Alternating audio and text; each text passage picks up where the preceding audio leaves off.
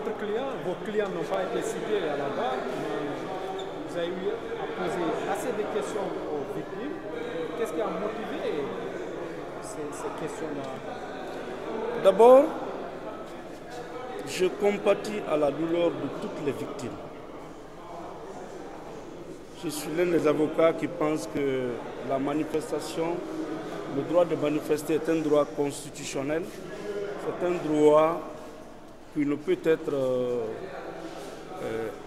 interdit ou restreint pour quelque motif que ce soit, si ce n'est que pour motif de sécurité, par exemple, mais pas dans la fantaisie. Je suis pour le respect des libertés collectives consacrées par la loi. Mais dans ce dossier, c'est un tout. Moi, je défends le colonel Kalonzo et adjudant-chef Ablaye Keita, qui sont poursuivis presque pour les mêmes faits que les autres. Presque. Si vous prenez l'ordonnance de renvoi, les mêmes infractions se retrouvent pêle-mêle contre tous les accusés. Donc c'est un dossier. Nous contribuons à la manifestation de la vérité. Vous savez, la théorie de la victime est une grande théorie. La victime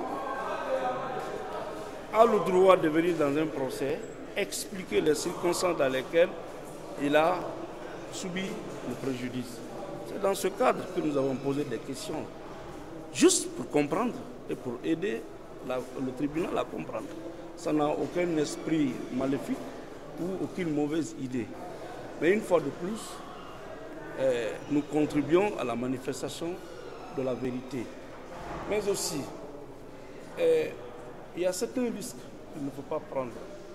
Quand vous devez aller quelque part, vous vous rendez compte qu'il y a déjà eu des morts d'hommes.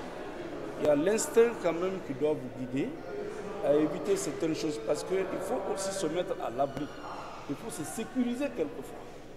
De toutes les façons, une fois de plus, nous compatissons à la douleur, au fond, au très fond de nous-mêmes, de toutes les victimes directes, indirectes, proches ou lointaines, qui ont souffert de ces événements et nous souhaitons que justice leur soit rendue conformément à la loi.